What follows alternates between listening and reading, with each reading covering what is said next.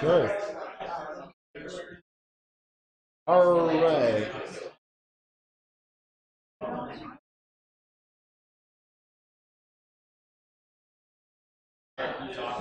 A B C D E F G H I J K L M N O P Q R S blah blah blah. Toast. Excellent. Egg salad. Clicks. Muy bien. Balloons. Hello. All right. Cool. Yeah, well, we're going to start.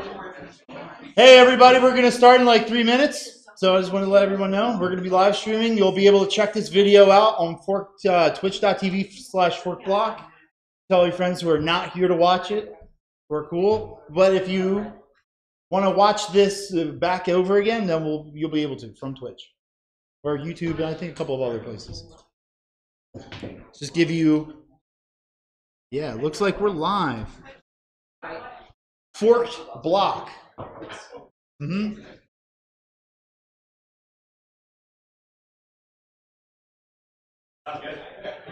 Great.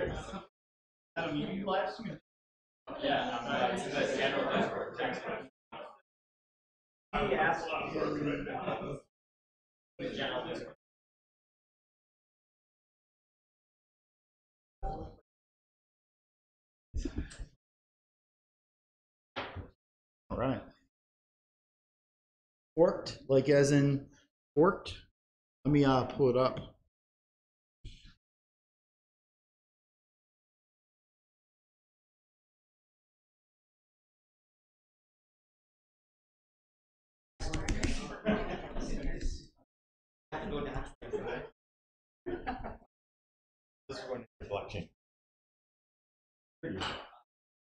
So I think we're live right now. Let me check it right now.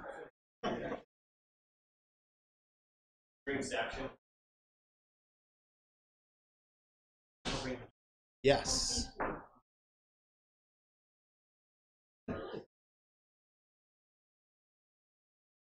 Oh, yes, we are. Okay. Looks kind of dirty.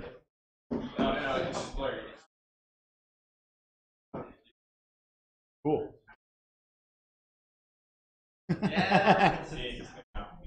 Great. Check it out. I just closed it. Don't worry about it. All right. So these guys already kind of heard like the beginning portion of this, but we're going to basically not just try to clear up any, how many people here know what blockchain is or Bitcoin or Ethereum? How many people are interested in learning it, and that's why you're here? All right, cool. So what I like to do at the beginning is we're going to go from the very basic all the way to the very advanced, and we're going to go through step by step. So what we're going to do is first really try to challenge the idea of what you think a blockchain is, and we're going to build one from scratch. And so just a show of hands, who uses Python here? Got one, two. So we also got who uses Ruby? Okay, and then we have Go. Okay, cool. Because like what I try to do is that I'll be able to live code a simple blockchain in either one of those, and I kind of looks like we have 2 Python engineers here. Is anybody interested in Python? Basically, what I'm going to do is that I'm going to do it live and talk it out so we can go from the very beginning of what we think about it, is because a lot of the times in startup app development, I try to push people away from using blockchain. Like, why would you use it? If you say that I want to use a blockchain, why can't you just use a database? These are important questions to ask yourself in the creation of these applications. And a lot of what we're doing is not hype-based. And what we're trying to do is really try to push forward the understanding of just the common cryptographic libraries already installed on your system, because a lot of the times maybe you're just trying to do something that needs cryptography and not a blockchain. And usually what happens at the end of this questionnaire, be like, okay, I don't really need this at all. But if you find yourself in a place where you actually do want something, we find ourselves in a place where we actually can create applications that can't be shut down. It's very interesting. So actually, just for a quick overview, John and we are part of a game called Texel. We're still in a beta. But basically, our use case for the blockchain is that we have this game board, and no matter if any of the servers are shut down or my laptop is in the water or whatever, this game board won't go down. So what we do is that we don't just use the cryptocurrency Ethereum to transact value, like, oh, I sent him $1. We do a little bit something different, is that inside of the transactional header, and we'll talk about what that is that we can actually put an entire program inside that. So I can give you a penny, and inside that transaction receipt is a bunch of bytecode that we've compiled, and now is a part of this ledger that will never go away. So stuff that is important about what your use case is or why it's important is that we want to be able to have censorship resistance. We want to have the ability to create applications where the state is crucial and that may be expensive and slow to store, but at the end of the day, if I break my laptop, this board will never go away. So this picture, whatever, our application is that we treat every block here like a token, and you can literally buy a plot on here and color it whatever you want. It's a very simple use case, but it just shows you that in our development of a game, our game board is not subject to being on any server. So we shut down our node servers, our cloud servers, and our laptops, and everything goes away. We can just respin it back up, and then all the mission critical information is still there. So in this case, this picture of Mario. So yeah, we're forked block with Adams here, and we have John. Yeah, we were actually going to have our own just blockchain specific hackathon for starting last week. And I think Tracy got in contact with Dom of DevCamp, and he was super excited that we were doing one. And we linked up and just brought and married the two. And it's a privilege just to be able to speak here and be around everybody who's excited to build software. Enough about that, and we'll just start. Okay, so just a show of hands. Should we do Ruby? Show of hands. Python? Got 2. And Go. We got 3 and Go. Okay.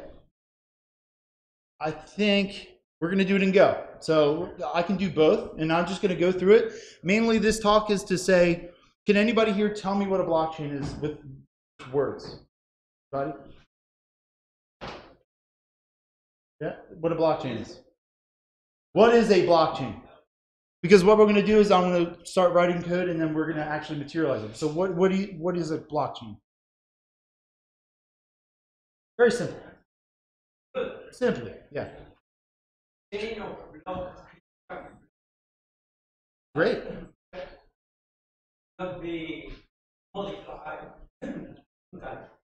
Done. That's it. That's a very great explanation. And that's what we're going to code here in Go. So really what I like to do is that a lot of the time, just like what we were saying, is that we don't need the blockchain per se. We might just need we need to envision or reimagine the cryptographic functions already inside your computer. So we're going to do, okay. So let's just say blockchain.go. Wait, do I have Go installed? No.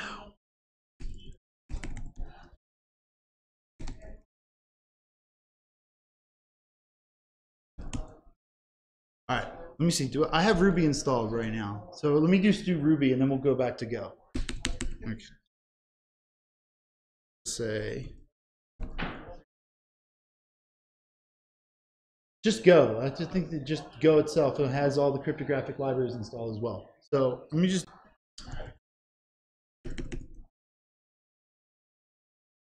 And we'll just call it blockchain 2.ruby. All right, cool. So what I'm going to do is I'm going to start from the top, and then we're just going to quickly run through it so we understand what a block is. So what I like doing is, let's see. Say We are going to write a simple blockchain from scratch. Done. All right, nothing special here. So there's one thing that there's two things we're gonna require here, and this is a package called Digest. Digest has all the cryptographic functions that you would need in Ruby. And we're gonna say require, and this is just to make it look nice, pretty print. So what I like to do here is that we're gonna just talk it in plain English. We're gonna pseudocode it out really quick, and we're gonna say, what is a block? Like what you said, we're talking about all, like, I've tried to make the analogy of a password and a blockchain the same. So what happens when we log into our email account, if we misspell our password or we capitalize it wrong, it's not the correct password. That's because at the end of it, we take that string of letters and we run a hash over it, and it is its own unique thing, so we can actually see if that was our password or not. But the actual hash of the password, you can't get the password from it, correct? So you can get this garbled mess, and you won't know what the password was, but you can still see if it was correct or not. And that's how we usually send it over, like Gmail or something. So what we're going to do is that we're going to blow up that analogy, and that instead of letters just in a string, we're going to talk about whole blocks. And inside of that block, we're going to talk about, I'm going to define a block as an index, meaning what number of block we're inside of. We're going to talk about a timestamp, because in terms of how a timestamp works is that it only happens once. So like if you were kidnapped and they said, hold a newspaper up to the camera, then you can know what happened. So you can't forge that. So you know that the person has been there. We're going to talk about just like a piece of data that we're going to put inside the blockchain. And we're going to talk about something called a previous hash. So a previous hash means that just like how there's a bunch of letters inside your password, we're going to reference in our block the last block before it. So therefore, that's where the chain idea comes from. So we're actually always looking, like if you're thinking about it as a book, then we actually, every page of the book references the same back page. So if we're on page 2, the last page is happening. So we talk about a previous hash and then the current hash. So we're going to just say class, and we're going to say in Ruby, we're going to say class block, and we're just going to actually start coding it up. So we're going to start creating a constructor index.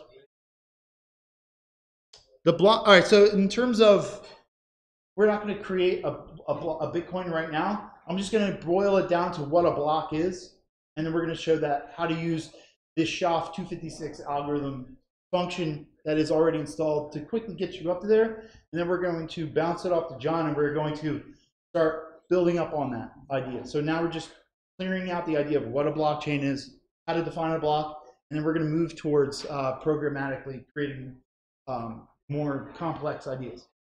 So we're just going to create constructors for a block.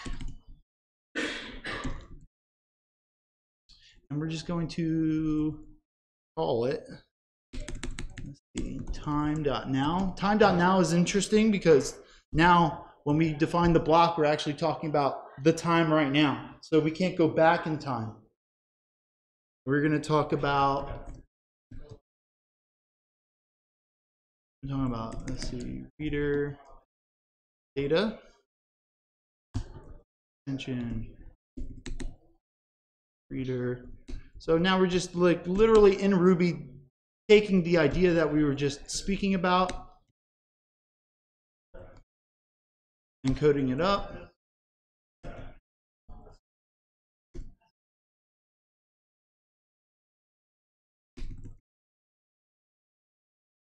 Okay, cool. Nothing too new here. So now we're going to actually just talk about how each one will start.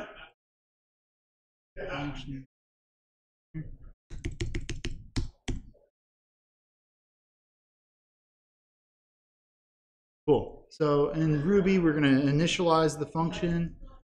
Initialize. We're going to take in the index, data, and the previous. This is important because we're just trying to set up the rules for what a block is. Let's see.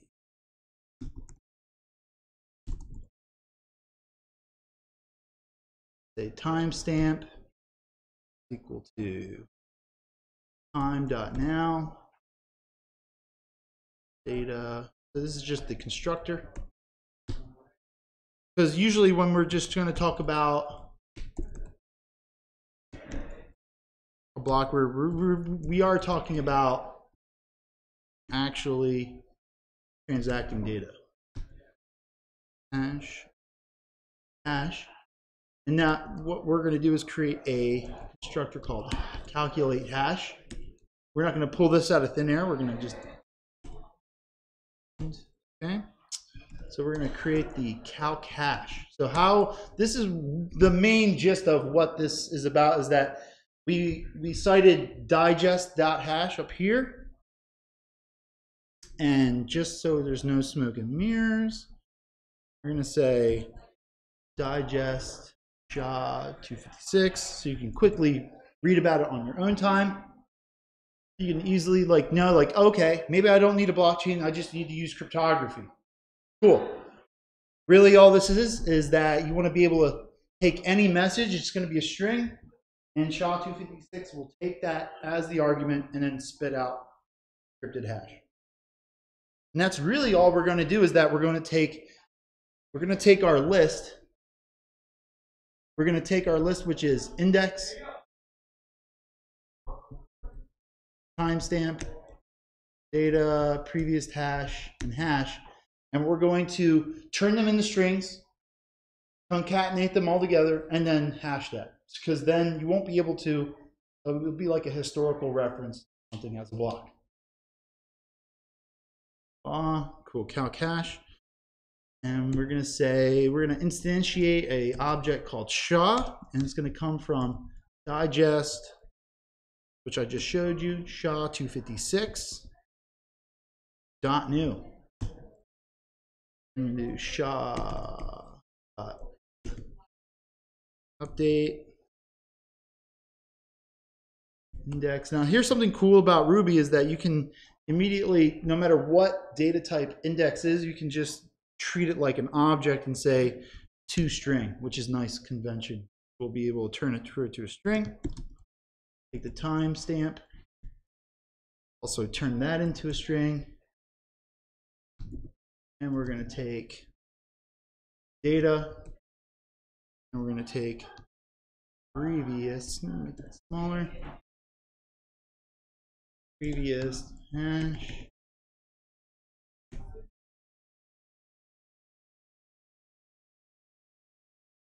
we're going to pass that as the SHA. Basically, just like in this example here, we're taking literally a message. Doesn't matter what it is, but it's a string. And that's what's going to kick out our hash function. And let's see. X digest. Okay. Next one. Now here's the last two definitions, and we're going to be basically done this section. Is that really what was interesting about Bitcoin is that Bitcoin Genesis block, when Satoshi Nakamoto, the anonymous author, was trying to create Bitcoin, he also did the newspaper method. So we have the times here. January 3rd, 2009, Chancellor on brink of second bailout for banks. Interesting. That was like something that the author of Bitcoin was trying to solidify and also use as like the timestamp for the beginning of Bitcoin. So what we're going to do is that we're not going to do anything that elaborate or poetic or poignant, and we're just going to create our beginning block. And we're going to say definition, and we're going to say self, which is talking about the block. We're talking about the first. We're going to call it the Genesis block.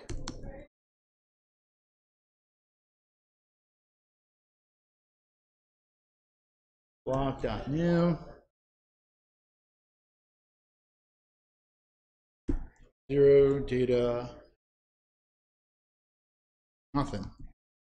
So really at the end of the day, we have nothing to add because this is the very beginning of the blockchain. And we're just going to say there's nothing there. We could put something poignant like a headline from a newspaper. But really, when we're trying to define a blockchain, we're going to talk about not just the first, we're going to talk about the next block because we're chaining them all together. We're going to say definition self.next, and we're going to tell it, we're going to reference the previous hash. We're going to reference the data, and if we didn't give anything to the data, we're just going to give it some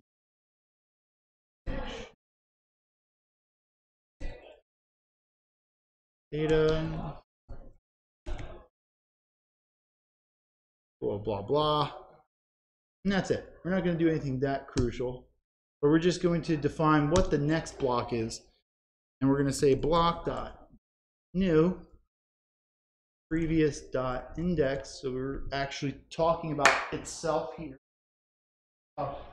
We're the next block. So we're going to say the index +1, the transactional data, and the previous hash.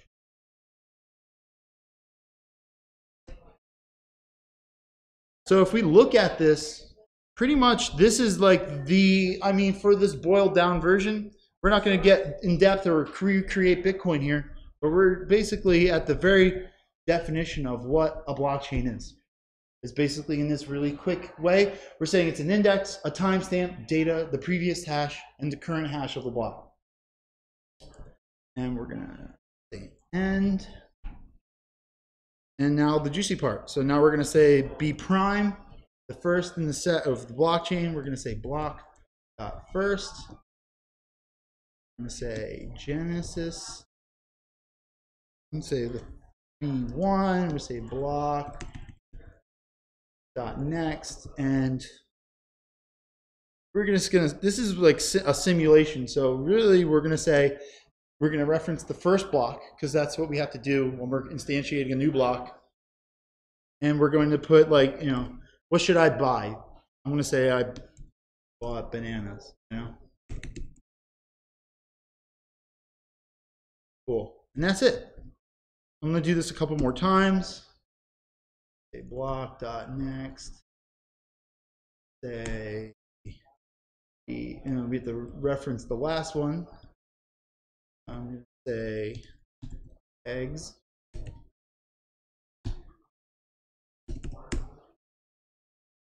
Say B3, block. We'll just do one more. Next. B2. And we'll say Fortnite skin. Blah, blah. Doesn't really matter. You can really put anything in there. All we're going to do is basically, now we're going to say, we're going to define a blockchain is equal to an array of all these blocks put together. So we say B prime, B1, 2, and B3. At the end of the day, that's why I wanted to, like, when we hear about people talking about blockchain, we're like, oh, okay, what is it? What isn't it? And that this is a great illustration of what it is not. We're going to just say pretty print blockchain. That should be it. Now let's just see if I didn't have any glaring mistakes.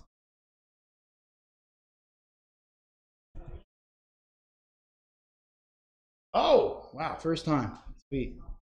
So let's just look at the printout and take questions.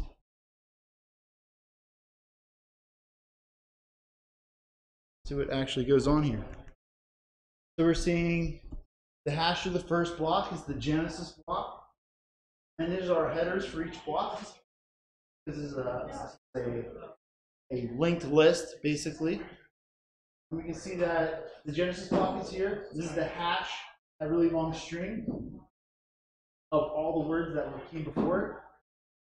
So the previous hash is of 0. So we're just working for Genesis.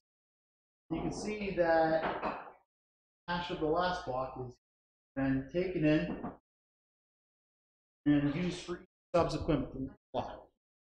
So when someone asks you what a blockchain is, really all we're trying to say is that just like a password, that each block that has been referenced to the last block, and we can recreate just like Bitcoin from the very beginning. That's my first talk. Any questions? Questions, anybody? Ruby or about syntax? Good? Yeah. Sure. Any questions? Good. Mm-hmm.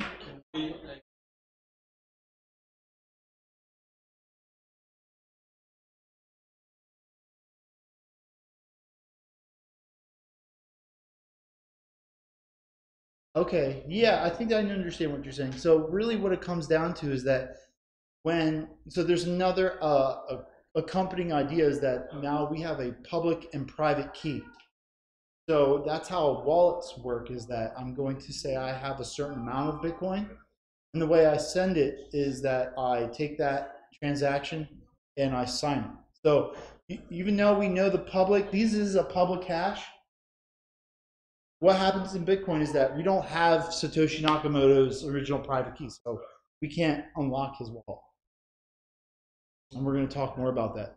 Hey, John, you want to come up here and talk some more stuff? Cool. So this is just like, I'm going to, after him, we can do another one like this, and I'm going to move into a more front-end oriented one. So now we're going to be moving up in abstraction. Now we're going to not just create a pretend blockchain, but now we're going to work on compiling code in Ethereum Solidity, which is, now here's the interesting part, is that Bitcoin has the ability to send transactions and it can't be duplicated. But Ethereum has a really interesting quality to it, is that just how we started to talk about the header, I can put in index, a timestamp, what happened. That's pretty boring. But the reason why we're talking about it, and the reason why we're here, is that inside this header, we can stick an entire program inside. So now this entire program can be put up online on the Ethereum chain and also cannot be taken. That's like, and then what we're going to talk about is the Solidity is the programming language that we do that with, and John will start us off on that. Okay.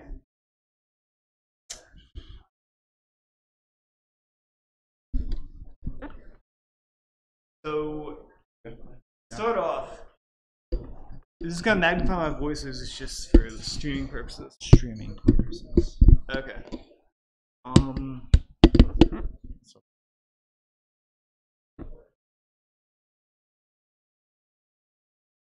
Okay.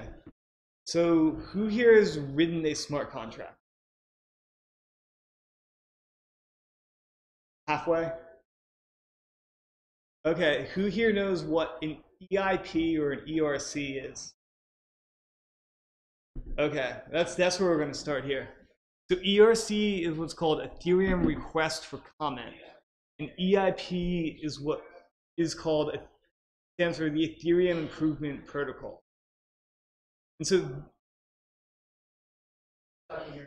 you can't hear me? Okay. Did you miss what I just said? I heard it, but very low. Okay.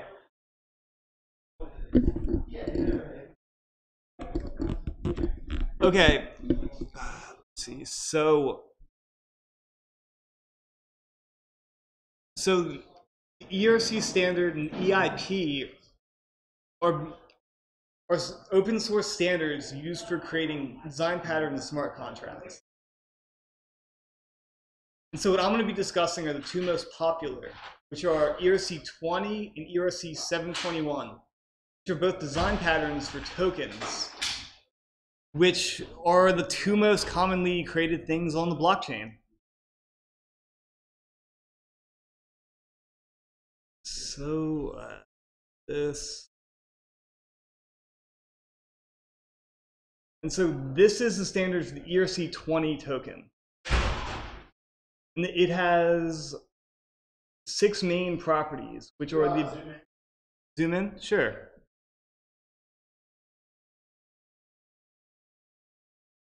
Okay.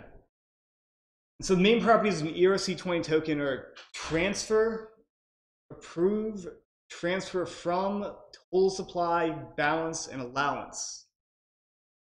And transfer is pretty self-explanatory, but it sends what's a coin from one address to another address. And what a coin is simply a value in a ledger. So Ethereum essentially works as a very large database which stores bits which represent your balances in a given token. And a lot of people find that pretty confusing because there is no physical thing or even simply a single hash as in a simple blockchain. And so the other big concept in ERC20 tokens is the notion of approval. And what approval does is allows a third party, usually in the form of a contract, to transfer your tokens. So you can authorize another contract to take tokens from you or send tokens to another party. And so then that's where transfer from comes in. This allows a third party that has been approved to transfer tokens from an address to another address. And total supply basically defines the total number of tokens for a given ERC20 contract. Balance of allows one to see their balance, and allowance is a property of approval, essentially what one contract is allowed from to take from another contract. Now at the very bottom are what are called events, which are another very, very important component of smart contracts. An event is a signal from the blockchain to the outside world. So an event transmits data which is not stored anywhere but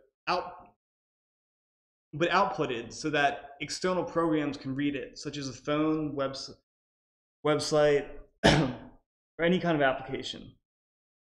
And so there's a transfer event when coins are transferred, and approval event. Does this make sense to everybody, or are there any questions? There's a lot of syntax here.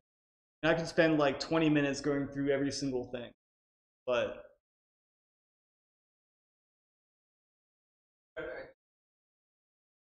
so that's an event. So when you approve a smart contract or take your tokens, an event is released on the blockchain which anyone can read or see. So you could have a third party basically reading it and storing it in a database to know that you've approved this contract. Or you could store a program to give you a push notification that you have approved this contract to exchange your tokens. So that's the very basics of an ERC20 token. And this is what's called an interface, which works like interfaces in other languages, which defines a set of methods which different classes, or in the case of Ethereum, contracts must implement. So unlike other languages, Solidity is composed of contracts. I'm gonna zoom out a little bit.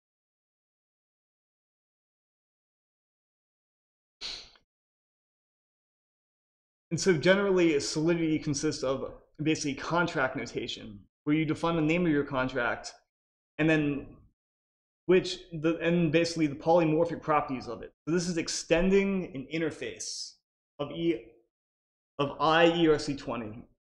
And these contracts, by the way, are taken from an open source. All the contracts I'm going to be using and modifying are taken from an open source GitHub, or really framework called Open Zeppelin.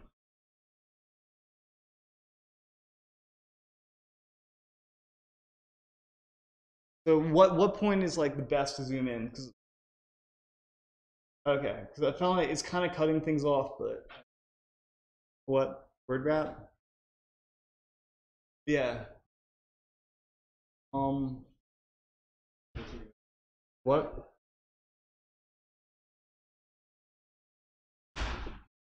Okay. So anyway, what we're gonna be doing with ERC20 token is we're going to be demonstrating. So the point of this is to just establish a baseline introduction for anyone not familiar with this kind of stuff. But we're going to be demonstrating a security vulnerability called an integer underflow attack. It's not necessarily attack; it's more of a logical flaw, essentially, that exploits properties of Solidity itself. And so security in Solidity is kind of a three-dimensional. Eric? Actually, there's work going on. Yeah, we're gonna get to that. But I'm giving like the greater view is for what I'm gonna be discussing here. I'm gonna be discussing two different security vulnerabilities in depth for tokens. But so they actually mint a token. So what we have here is using the framework Truffle. Let's just bring up. So the most efficient way to write a smart contract is through a third-party framework called Truffle, developed by the company Consensus, which sets up a Node.js environment that allows you to efficiently create a smart contract. I'm gonna try and bring a terminal up here.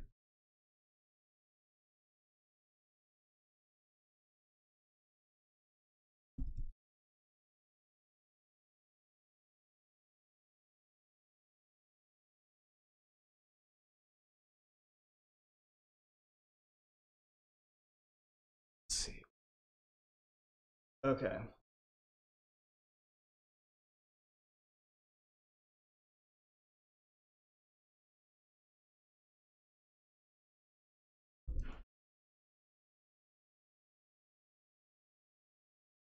Yeah, I'm working on it.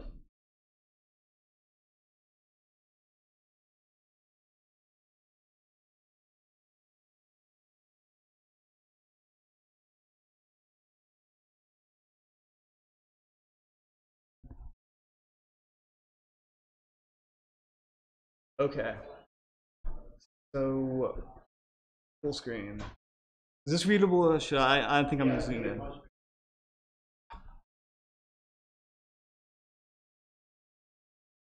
Yeah, I tried that and it.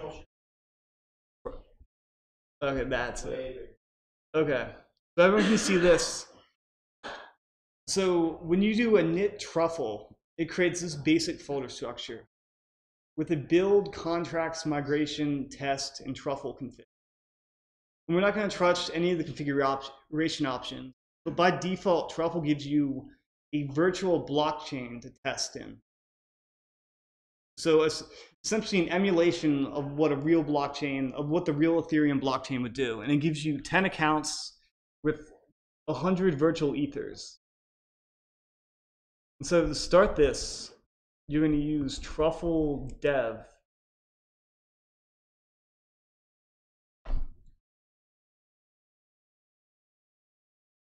And so let's see. Once you start truffle environments, you're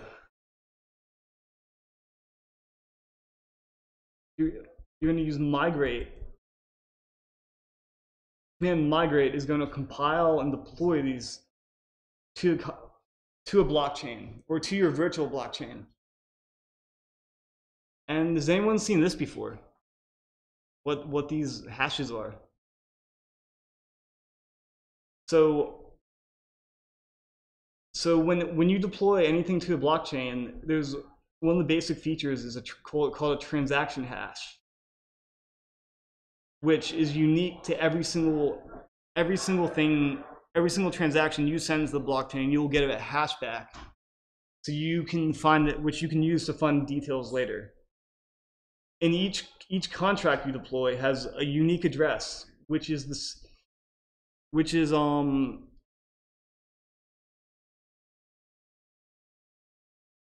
a hex character string which is the same as user accounts. So both user accounts and the contracts can both possess Ether and send it.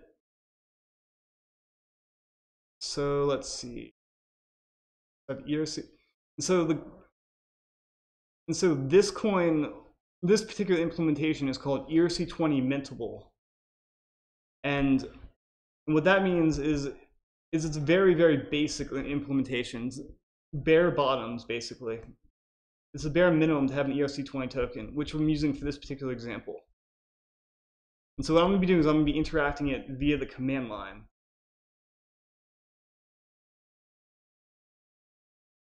And so what I'm doing here is I'm using a promise to instantiate a variable called ERC, which is equal to the deployed contract. And so when you call, when you see the contract name in the Truffle console, you can call deployed, and that gets all the information, precompiled information on the contract, which is a whole lot. But essentially it contains the address in the whole, what's called application binary interface, or every single function you can call to manipulate the contract. And so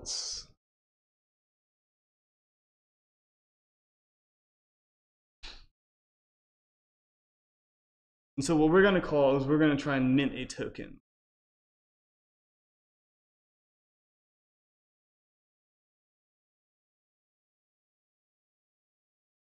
Sorry, I'm trying to find my mouse. Okay. Mint.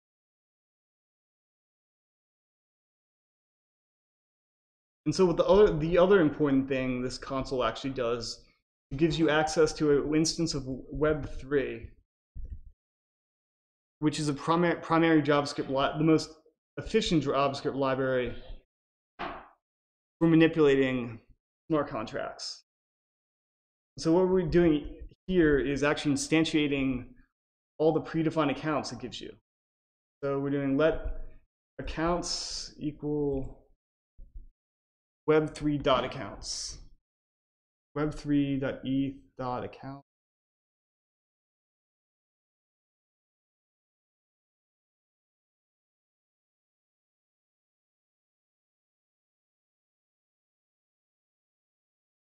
Okay, yeah. And so these are the 10 accounts it gives you to play with in a truffle testing environment. So now we're going to erc.mint. Let's see, let's go through.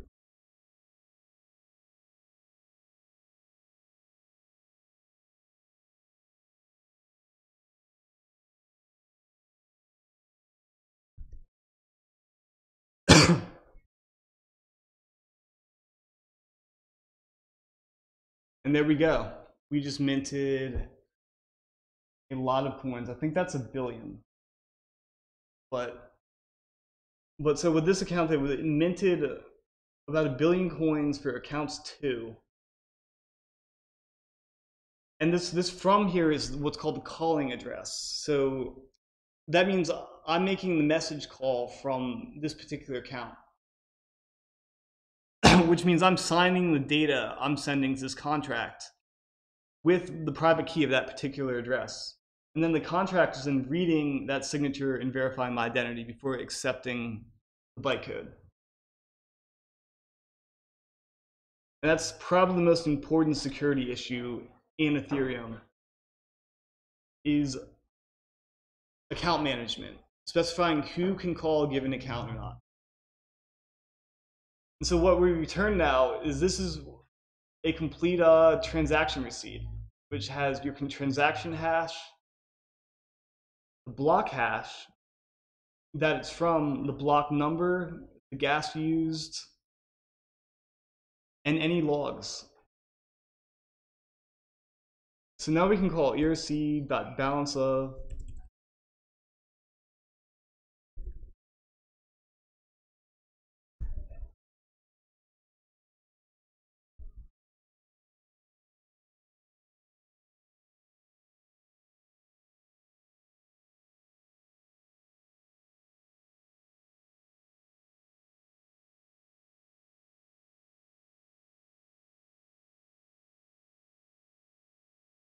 We should have coins. So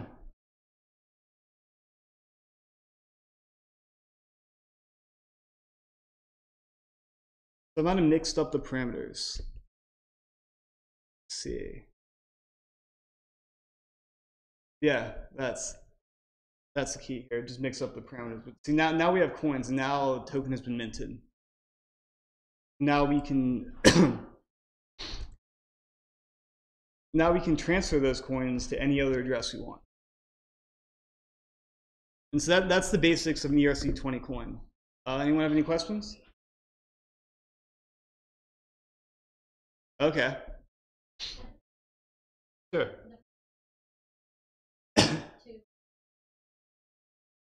Accounts?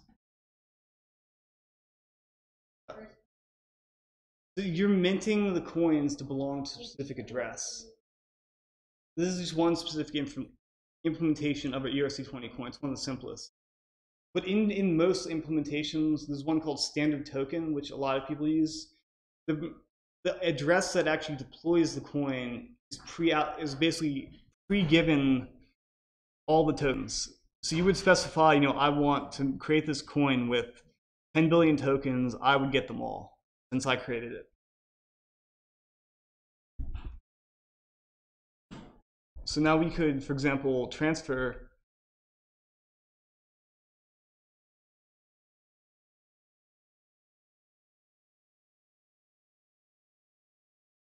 from account 2. Let's see if this is going to fail.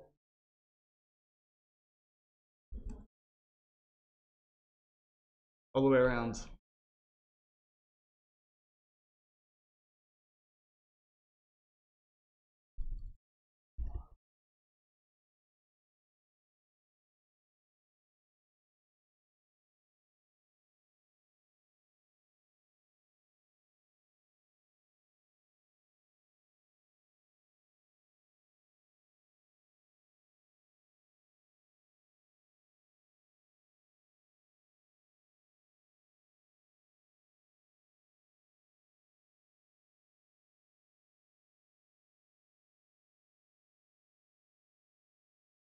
Okay.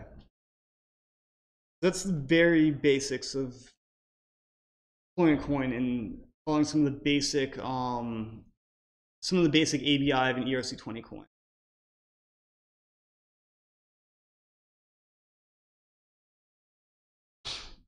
So some of the meat of it, I'm running out of battery. I'm gonna have to fix that issue.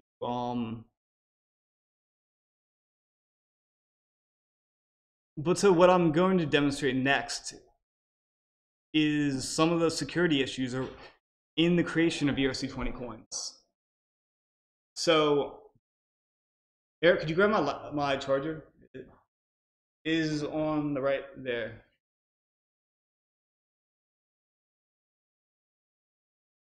Yeah.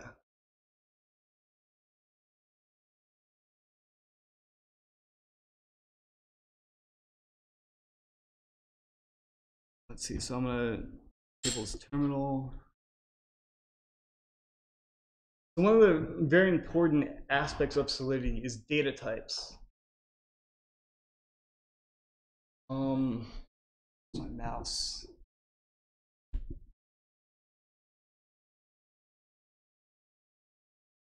So as you can see, in most use cases involving coins, we're using a data called uint256, which is what's called 256-bit unsigned integer. And unsigned means it only represents positive numbers, which is important for a few reasons. One is if for some reason an unsigned int goes below 0, and what it does is it goes from 0, then makes a loop through the largest possible number. So if you subtract 2 from 3, you will get, or 3 from 2, you'll get 2 to the 256 minus 1 in a pretty much unimaginably large number. And so this is a pretty simple logical flaw in contracts that can be horribly exploited if you don't know what you're doing when you write smart contracts and you aren't aware of the data types you're using. So what we're going to do right now is completely break this coin. And so this is the meat of this coin, which is the transfer function. And so there's basically three, I guess, logical rules to how this functions. One, you cannot transfer the coin to what's called the zero address, which is just all 0x, then all zeros in the form of an address. And second is you can't subtract a number bigger than the balance of who you're sending it from. So you can't send more money than you have. And this is done real nicely because it's implicit through this subtraction function. So this is a subtraction function is actually imported through another library called safe math, which is one of the most useful and important libraries you can use in Solidity. That brings the other question: what is a library and how is it different from a contract? So library is basically a type of contract that can interact with imported into contracts, but without importing the entire bytecode. So contracts iterate with libraries through a method called delegate call, which is less memory intensive. So when you deploy a smart contract, you're using less gas and saving money. So look at the safe math library. What is it doing? So there are rules for multiplication, division, but we're looking for subtraction. It's pretty simple. It's just it's using a statement called require, which says that B must be less than or equal to A, or it throws an error called, or it throws an exception error in the code. And so whenever you use this function to subtract, B must be less than A. So to simply break this token, all we need to do is get rid of that requirement. And we're going to use the default Solidity. The default subtraction is this. Default addition is that. And now we have a completely broken, insecure smart contract. So let's see what happens.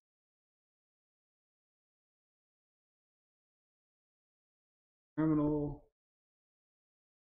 And so we're going to migrate and reset all the smart contracts. Is there an error? Oh, it looks like it. Oh yeah, I forgot the E. Cool, and we got another smart contract to compile.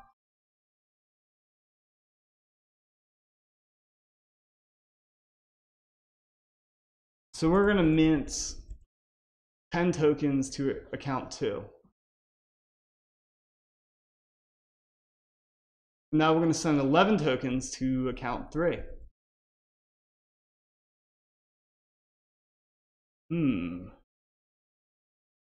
I guess I didn't save it. That's an issue.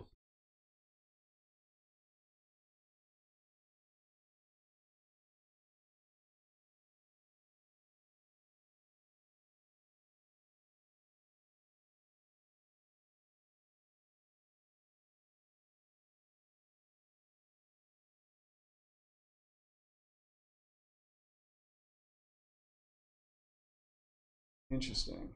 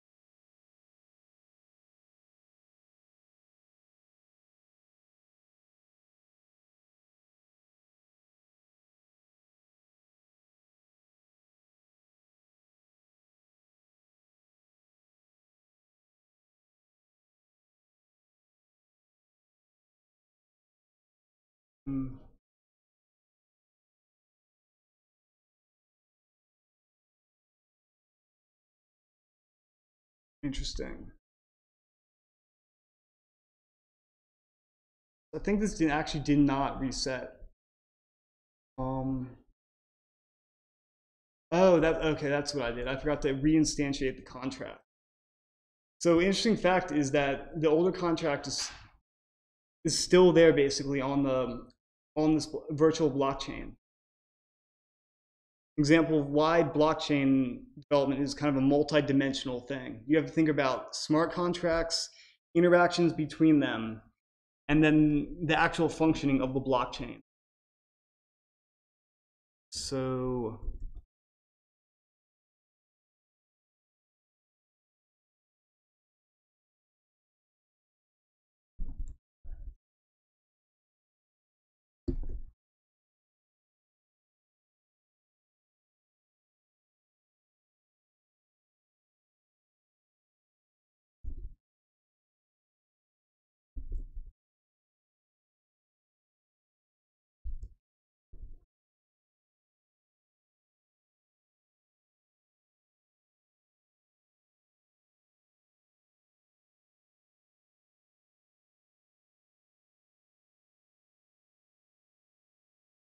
now we have new instantiation of the same contract called ER20. Let's go back.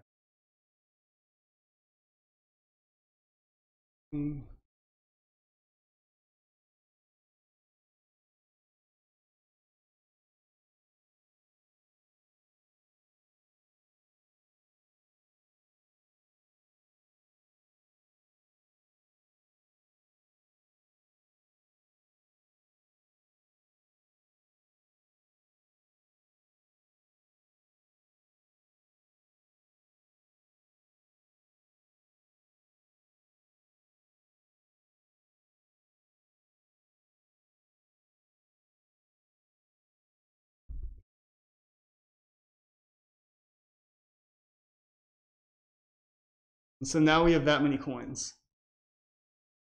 We had 10, we sent 11, we have, I don't even want to try and figure out what number that is, but it has 77 zeros after it.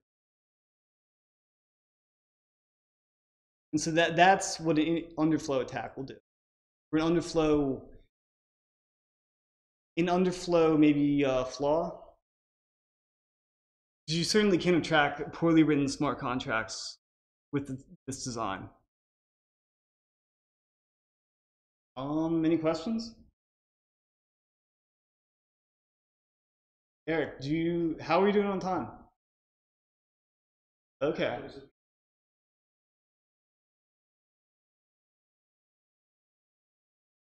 Yeah, I'm feeling comfortable.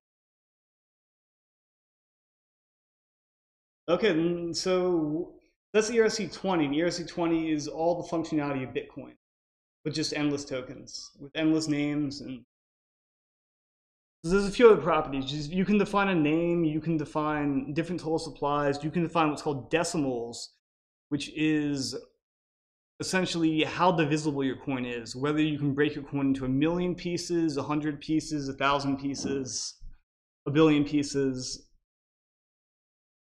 Tokens are pretty customizable. But after the invention of ERC20 coins, one of the biggest improvements was the proposal for a standard called ERC 721, which is what I'm going to be demoing next. So ERC 721 is behind the popular game CryptoKitties. And the big difference between them is ERC 721, or known as non-fungible tokens. The fungibility means there's no difference, because all a token is like a bit on a ledger. There's no difference between any individual bit, no way to identify them. But ERC21 tokens, 721, each have unique IDs which can hold unique properties. So we're going to switch and check out the ERC21 token ABI.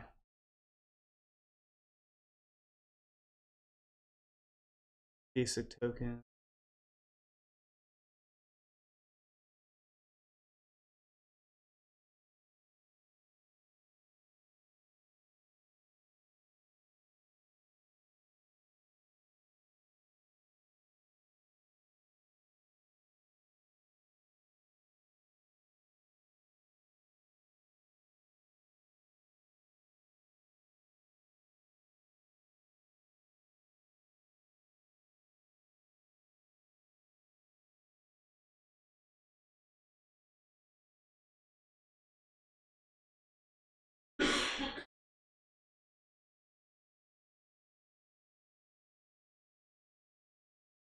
Okay, so this is again the Open Zeppelin version of an ERC-721 non-fungible token. And so it's pretty similar. You have a balance of, approve, transfer from, but the main difference is this property token ID and owner of. The token ID is a unique ID corresponding to every single token. So every single token is identified and is unique. And so each token can hold any arbitrary properties. Each token can hold a link to an image, a link to whatever kind of data you want. So again, CryptoKitties was by far the most popular, but there's a few other improvements, such as modified, there's kind of a different approval system, but that allows an operator to approve transfer of any token for you.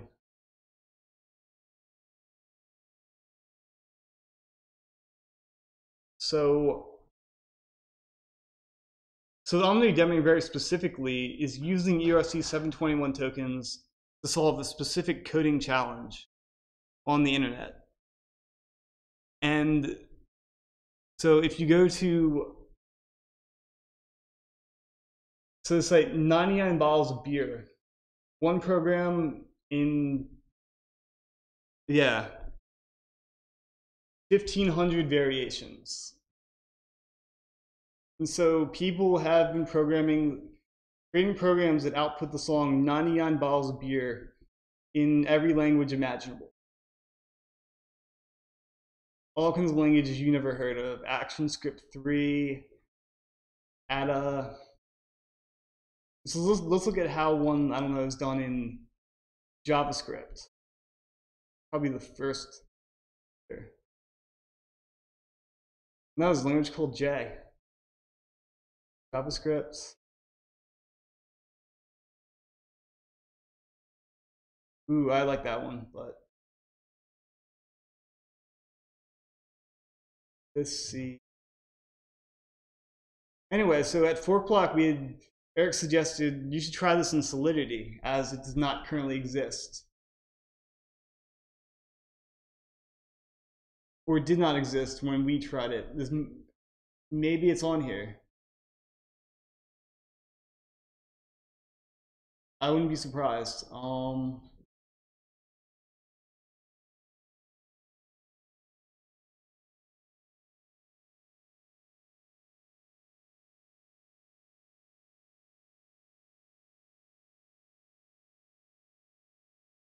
And no, there's no Solidity. This is going to be the first implementation of the song 99 Bottles of Beer in Solidity. And I really should upload it. But so the basic in Solidity, unlike any other language, there's no print statement. So JavaScript, you can console log anything. C, you can count. Other languages, you can do like F, print F.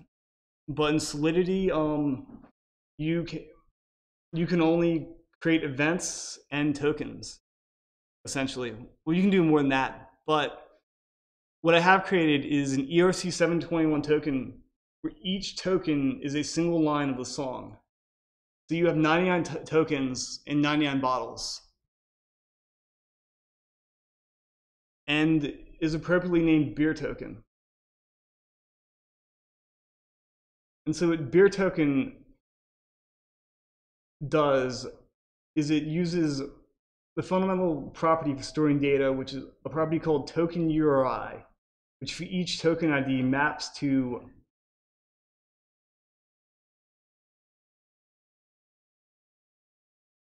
a given string of data. And so for each token ID, when a token is minted, it's minted with a string of data. And so what this token does is based on there can only be 99 tokens created. And when each one's minted, it's minted with a predefined string of data of one line of the song. And that doesn't sound too hard, but in Solidity it is. Because one of the important things about Solidity is there's no natural string manipulation libraries. So you have two strings, you cannot naturally combine them together. It's not pre-built into the language. So to manipulate strings on the blockchain takes a lot of work. So I ended up writing 3 different libraries to do everything we need, which has the ability to combine strings. So you take string 1, string 2, it creates an output string, which is the concatenation of them both. And then to turn numbers into strings and then add them for each bottle, you have to do 2 other very complex functions, which convert uint to what are known as bytes, and then a uint, let's see, uint to bytes, and then a bytes 32 to string.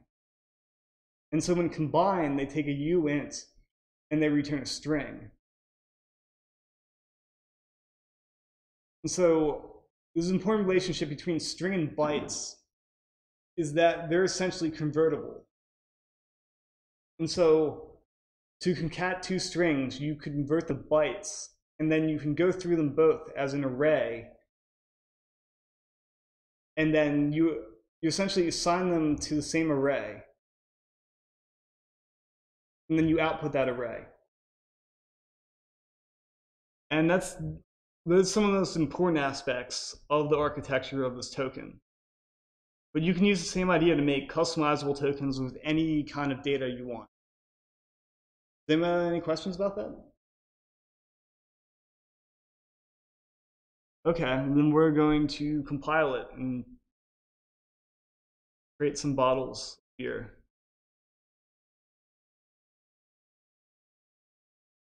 So we're gonna go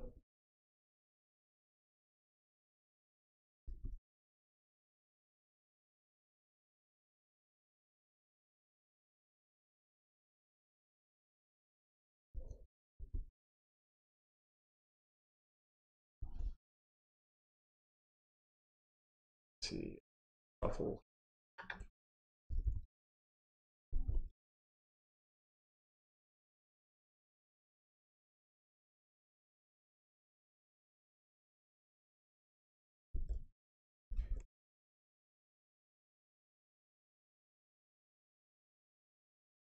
In the wrong here too. Okay, we wrong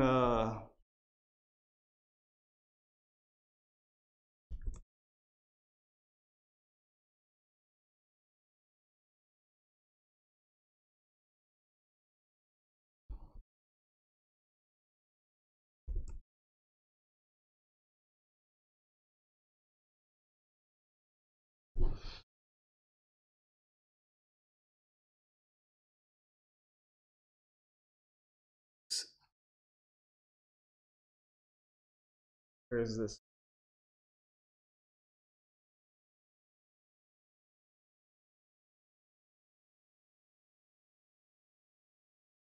Okay, yeah. The right section.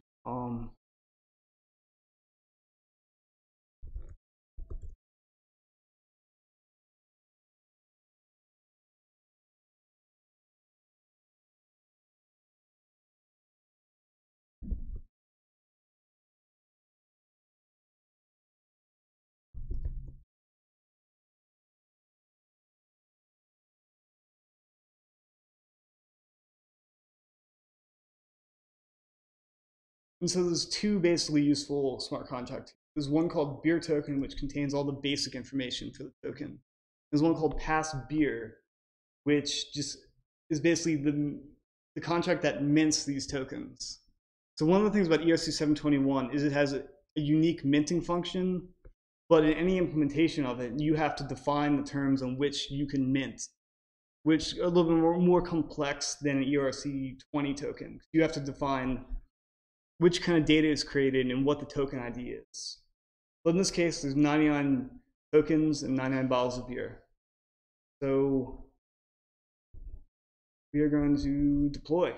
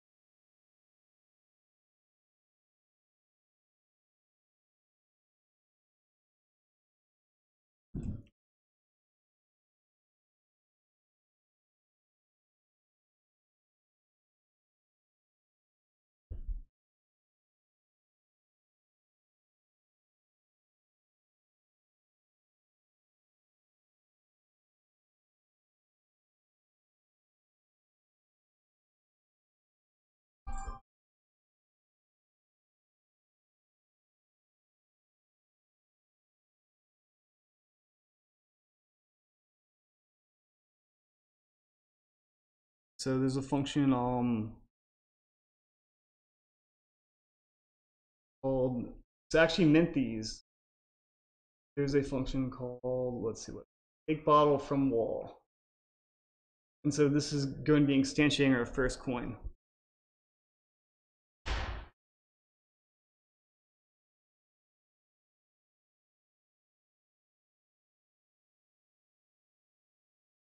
So what this is doing is when I call this for a given account, I'm giving I'm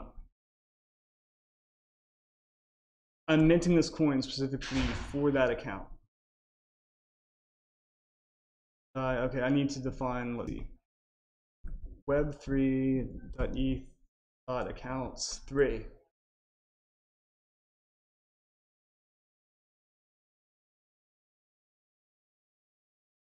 And so what this is, so now we have a bottle. So what if we do, and this creates a new token with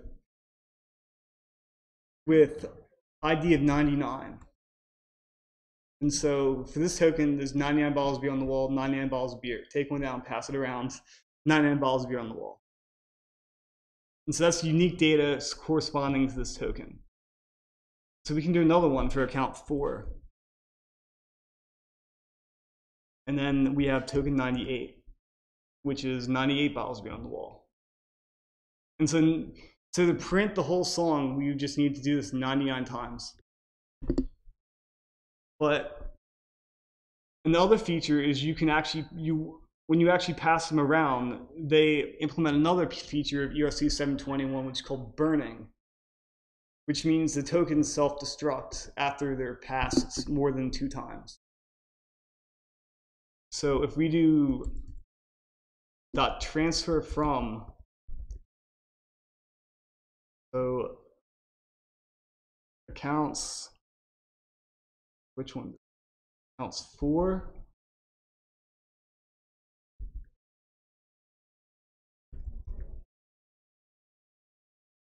Accounts 5.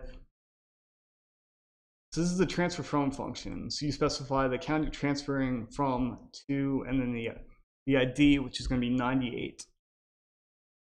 And then you have to specify from which account. But I'm going to have to define all the accounts.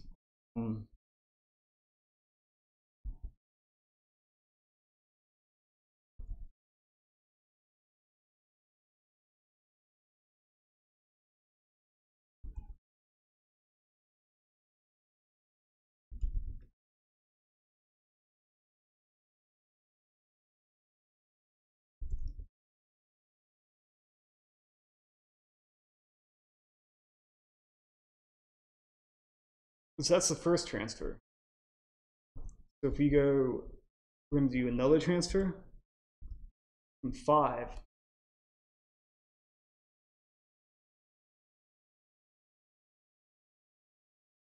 And then if we go from then 6 to 7,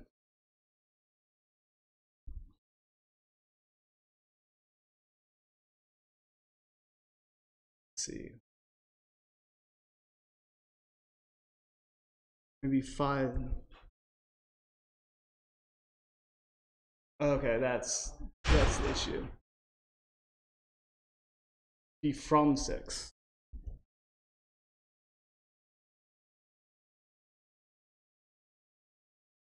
And then 7 to 8. Then we will see who owns this bottle.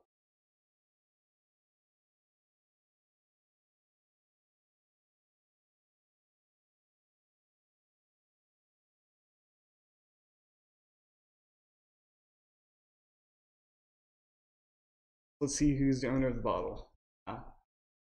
This doesn't seem it. 7 is.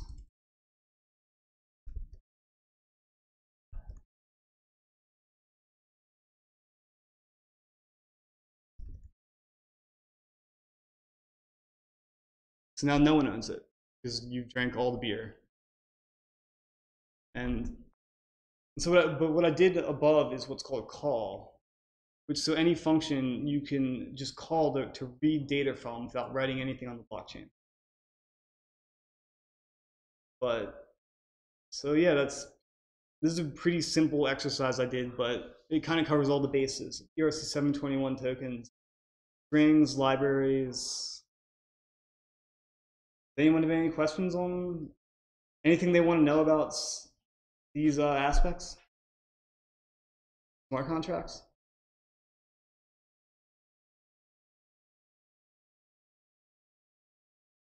Okay, so then I think Eric might want to go some more front ends. Spend a lot of time in the terminal. Okay. But we're still gonna.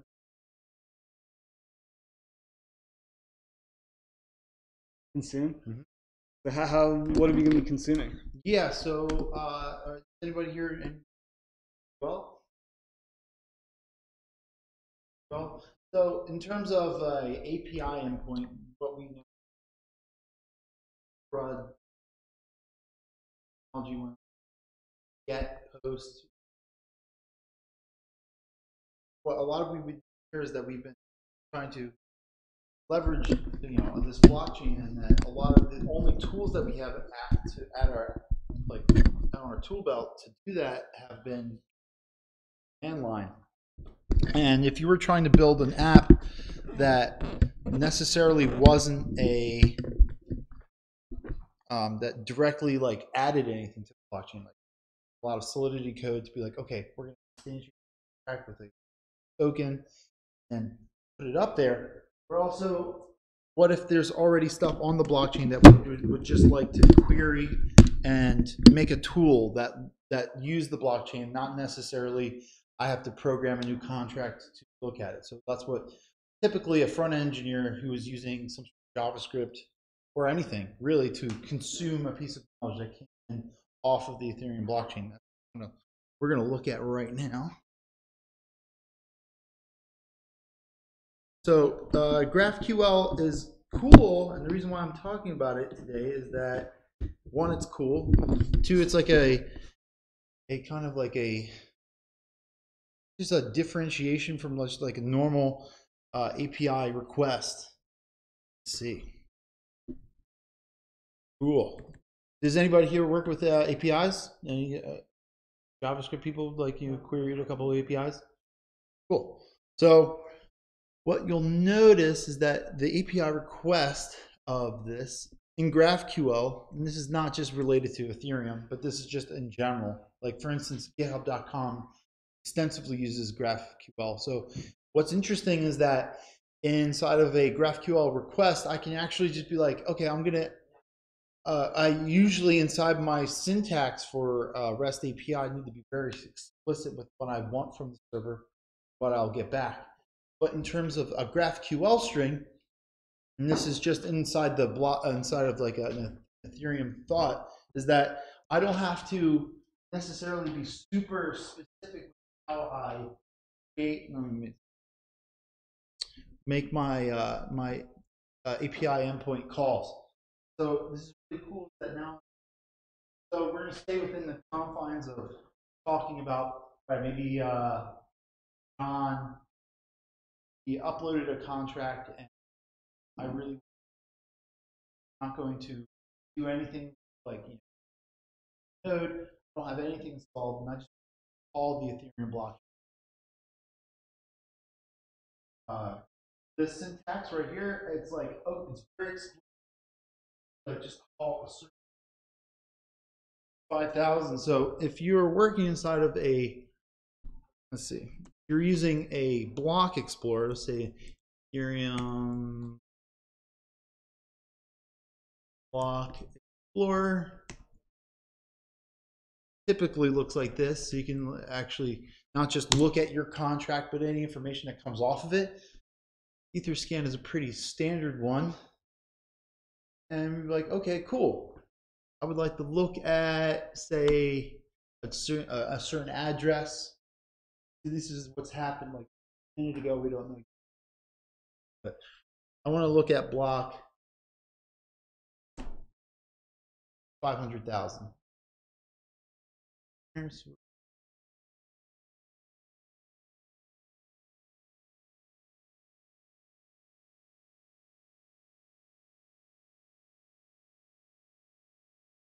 You can see someone sent a transaction from this. Here's the hash on this certain block. Bigger. You can see 125 transactions happened here, and there's a part of this pool, and we can find out who was awarded that block and a lot of really good information. So if you wanted to have access to this type of information in your app, so you wanted to figure out how many tokens were left, or if you wanted to see who the to and from was, a great way to do this is GraphQL. It's really interesting. So we have our URL right here. It's ethql.alpha.infura. And we can literally ask for it like a normal API call. So we can say block number, and literally how we construct GraphQL, create our actual query, which is different from REST API. Really good if you run into something like github.com, how if you were just going to ask for a piece of information from the backend server, whether that had like an SQL backend, blah blah, whatever you want, it will return how you created the query, and that's really interesting because in terms of REST API, its syntax is actually very terse, and if you mess one thing up and you don't create the perfect syntax, you'll get like a 404 error. What's interesting is that if I have a request like this, you can see I've done a couple of requests. I can be like, okay, I don't want the whole request. I just want the hash of this. And I will literally just take this, everything from here,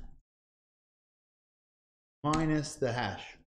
So I'd be like, okay, I just want the hash that comes off of block 5 million and syntax error, blah, blah. But we just pull it off of this one.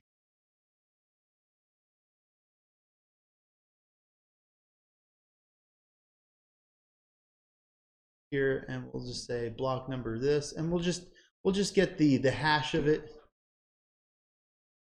the block of it. So literally, if you've ever made an API endpoint call, you can't necessarily just change how you query it. But in GraphQL, you're allowed to change it because maybe you don't want all the information on a block, and that it's pretty efficient.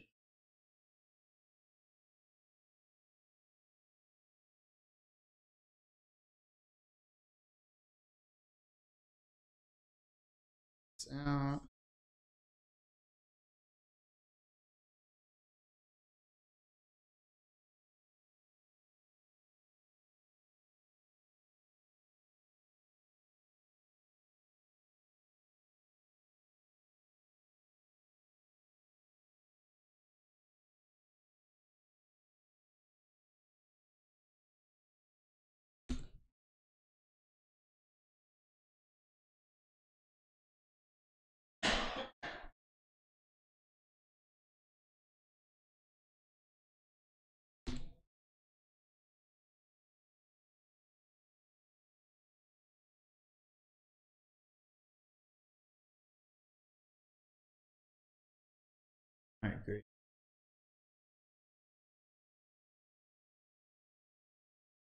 So this is a great way, just like to wrap it up, is to like say I have like a Vue or a React.js file that I really wanted to start and look at what the information inside of it. I can quickly take this and take the same type of style here. And so if I was doing like a query, I'll require something like Axios to bring in that library and directly call it. So let's see, just like what he was talking about before, we have inside of an ERC token, a lot of those things that happen on the network need to be broadcasted out somewhere. You can, like, if you have a JavaScript program that you were trying to actually capture that, so you can see that the query is very simple here. So I'm going to try to I'm looking for the event logs off of this one particular block and filter out all of the ERC token transfers.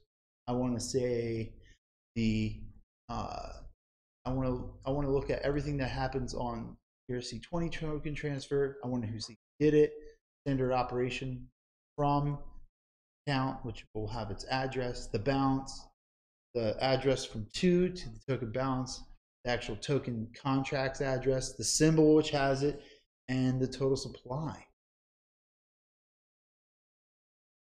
Here,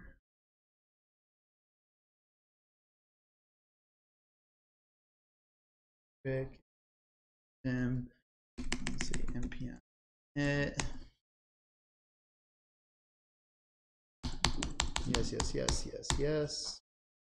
Yes. And start node. Let's see, npm install. This just we can make a call.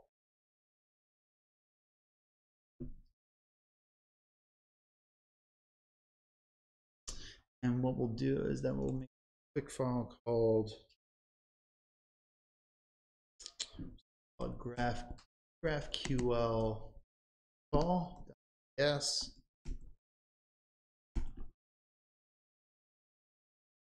And real quick. So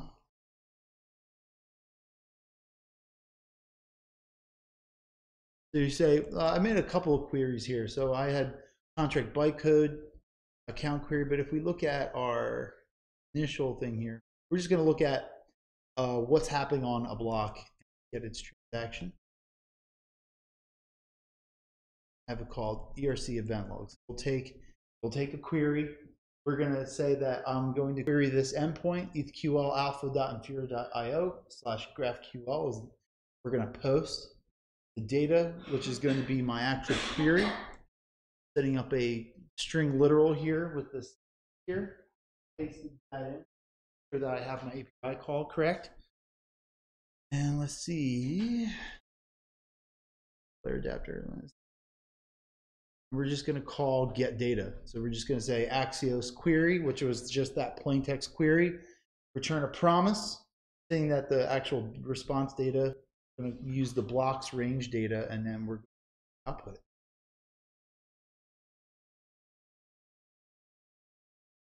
Right. Quit. Say node. .js. What we got? Great. So I got a GraphQL response. Basically the same information that I would have gotten off of this front end, but very quickly. So I mean, it takes off a lot of the load of like people who are front end engineers trying to get information off of the blockchain that don't necessarily care or need to compile and migrate a. So all the stuff that exists on the blockchain right now versus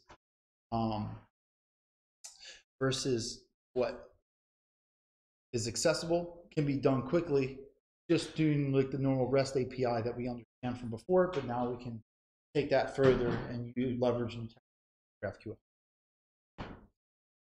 Yeah, that's part 4, I guess, of our talk. And a lot of, like, I guess the culmination of this is that I'm going to basically go line by this really cool code starter kit. So, I mean, we're pretty far along in the hackathon, but in terms of the, people want to be like, I want to start using this in my app. How does that hit the ground? I'm going to be here all day, and we can talk about Code Sandbox is one of my favorite. Has anybody used Code Sandbox before? Cool. Well, it's a really great way to bootstrap your web apps if you are trying to learn how to use like JavaScript, React, Node.js. It's a really cool front end, and we can actually learn how to incorporate without having a lot of time on the command line. But if you're familiar with Node, you can see that instead of doing like npm install and then I create this JSON file that has my configuration, what I'm going to do is that this is a full stack Node.js React Web3 app that will literally be able to, for us to check, see what's on the website and then display that on the browser. That's a big step because sometimes it's a little abstract from when we were talking about how we're going to program these contracts with actually seeing incorporating them. So what that big stretch is something called Web3. And Web3 is something maybe he mentioned before and that we're really trying to hammer home, is that inside of say, I'll bring up a DApp that I'm writing right now, the one.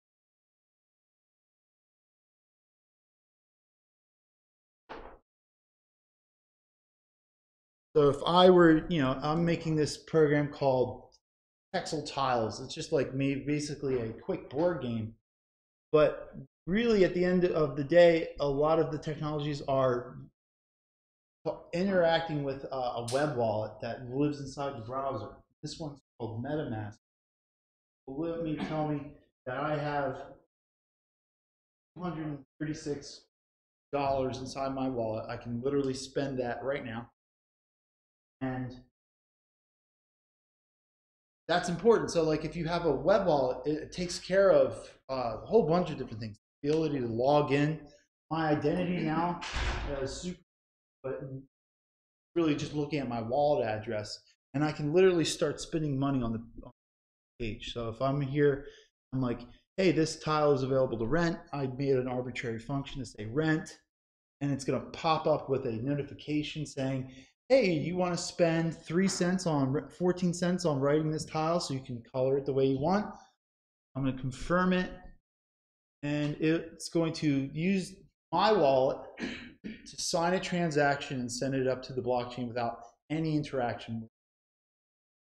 That's like the big step. Like we like showed what the beginning was. We're like, what is a blockchain? What is Ethereum? What is like the actual tokens that we're working with? And now we're looking at just my interaction with it. So the ERC721 token that he talked about before, this non-fungible token, this thing that could have its own identity, is literally, I have a 64 by 64 grid here. That means there's 4,096 individual places on the board, which I sell as tokens. That's important because there's lots of different ways of directly monetizing your app right in browser. So I don't have to go through a PayPal. I have $200 in my testnet tokens right now. Be like, okay, a big driving force, obviously, gambling, cool rental applications, store a poem, picture on the blockchain. And that's kind of like what we do at the end of all that abstraction, is that now if I break this laptop, this game board doesn't go away. And that how we read in JavaScript to actually get to the blockchain is inside JavaScript, which if you have this plugin installed, or like new apps, for instance, the Opera browser right now, the only browser that includes web3.js into the session already. But if you have the plugin installed, it'll inject web3 into the actual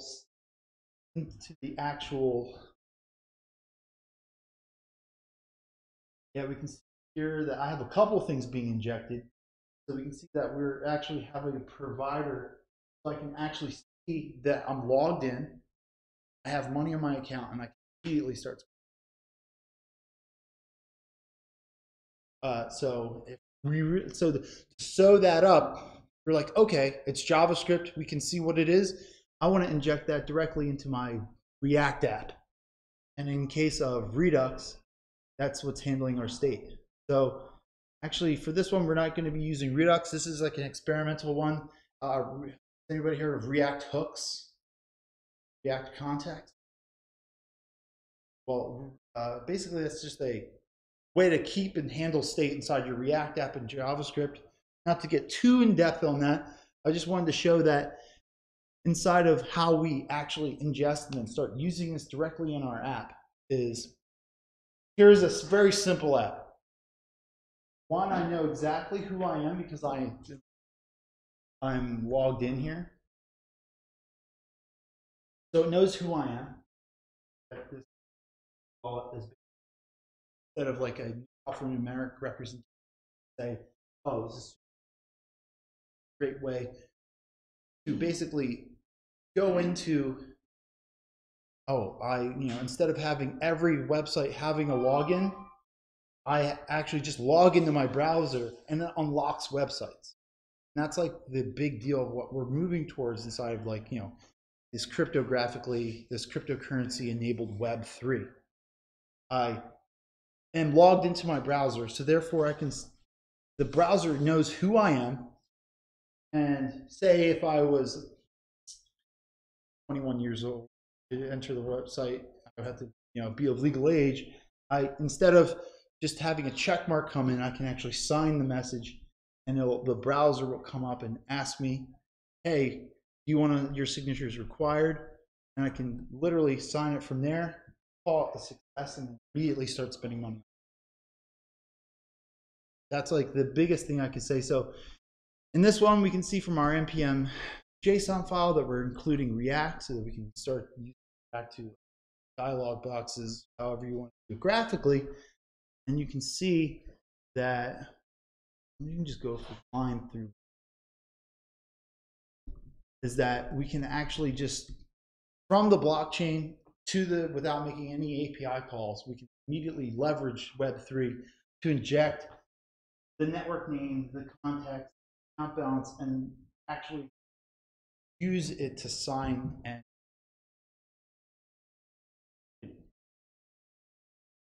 this is a very large full stack dApp. I'm willing to, for the rest of the day, talk about it and we can really jump into the details.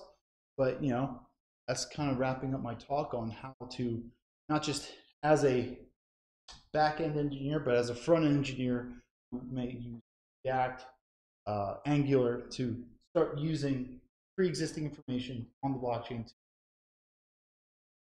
It's a lot, but if you guys have any questions?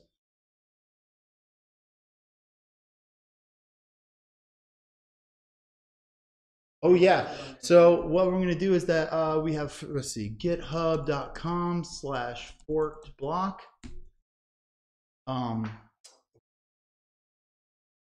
We have the stuff that we have up on here, and all the other stuff we have an extensive reading list. So if you guys are interested in adding the blockchain to your project today or in your next MVP, this is a great place to start because I have an excellent reading list here. We have different starter kits to bring you up to speed on React. This is ETHQL, what I just said. So we have like we publish all of our code there so we can digest it live later.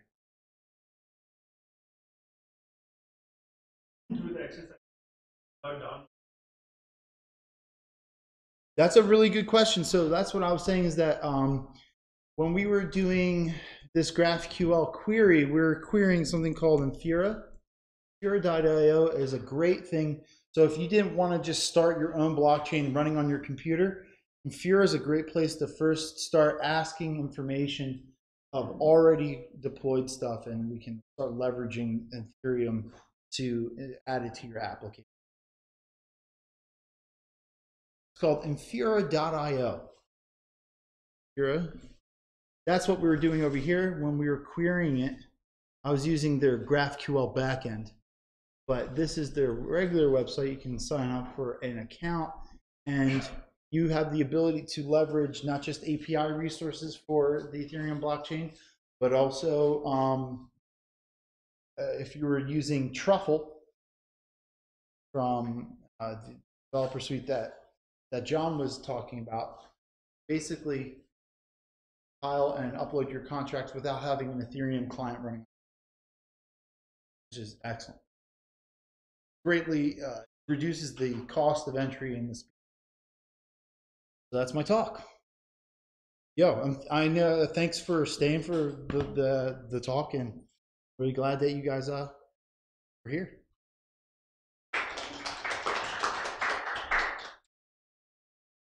All right. Oh, thanks for everyone watching on Twitch and Facebook. We were live streaming. So, hello. What we get? Yeah, on Twitch. Yeah, I was just saying, if anybody has any questions, it's a lot of stuff. Yeah. Obviously, we only took advantage of the time that we had. I know there's a lot of questions that are interactive. We're here. Any QA, we can do that right now. So, does anybody have any like underlying questions about blockchain or smart contracts or IPFS? Anything that you guys have that you know about? Do the absolute best we can with that. And talk about front end stuff, maybe Web3. It just depends on what you guys have seen or something that you've run into if you spun up your own projects. Is there anybody that has any questions from previous experience? Yeah. No, dumb answer. Let's do it. No, it's fine. Sure. Sure.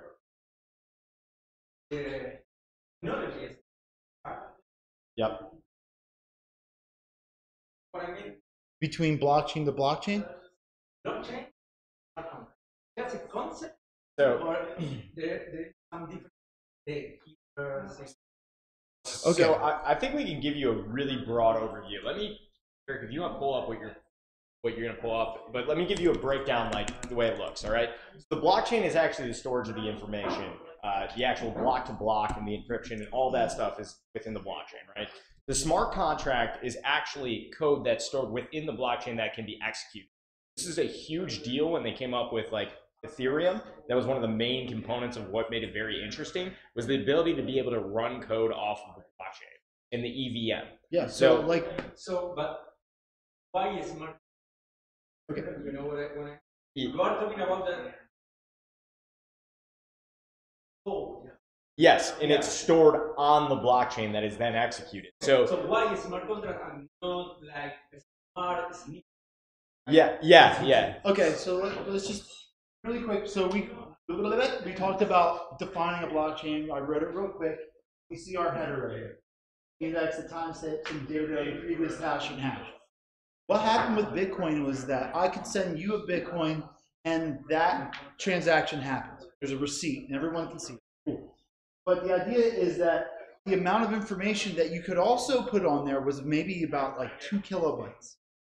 So inside of the header, when we were defining it, there was no real space for any other data. Maybe data that was 2 kilobytes. What Ethereum did was that we took data and we made it infinitely long and Turing complete. So that means anything that we stick inside this aspect right here, tiled assembly, can fit right in there, and it tags along with that transaction. Yeah. So I'm going to send that a penny to him, but when I look at it, contract, two parties are sharing some. For everybody watching online too, the question was, what exactly is a smart contract? What's the differentiator between blockchain and a smart contract? And that's what we're describing right now. Sorry, continue. Okay, so I am going to pay John for making me a website. I'll pay him $150 for X amount of work, whatever. And basically, what I meant by that is that now that's a contract. There's two parties here. And he has an address and I have an address, and it's a to and from. Very simple thing. And we have Adam over there. Adam's going to be our judge or my lawyer or whatever. He's going to make sure that he's my intermediary party, and he's going to sign off saying he actually made the website or not. But that smart contract is not up to me. So I put my money not in like a lawyer, like a third-party escrow. I actually just put it up in there, and then it will be stored on the contract. I will pay that contract $150, and if he signs yes or no, the contract will be dispersed to him. And if he's like our third party says he didn't do it, then the money will come back to me. But now the establishment, I can establish a contract between us that can be arbitrated by either the blockchain itself or a third party. So we can practice. Practice. Someone that part of this is something that you are selecting. So the third party that he's discussing with me can be handled in a number of ways. This is a general concept of what we'd call consensus typically. Like in ERC 721, you can have something called token curated registry, right? Am I saying that right? 721? Or is that ERC 20? You can do both. Yeah. You can do a lot more complex 720.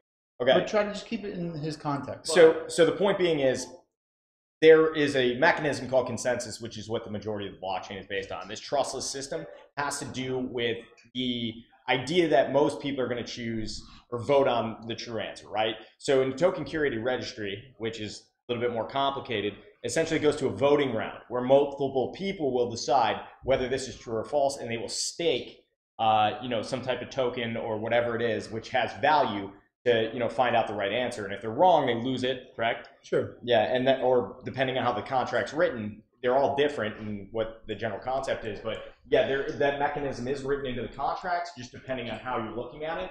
Can you pull up an actual example of that? I'm going to show a really good DApp that's out here right now. It's called Augur. It's a prediction market. So literally, we'll take a third party saying, like the Weather Channel. I'll make a bet. Yeah.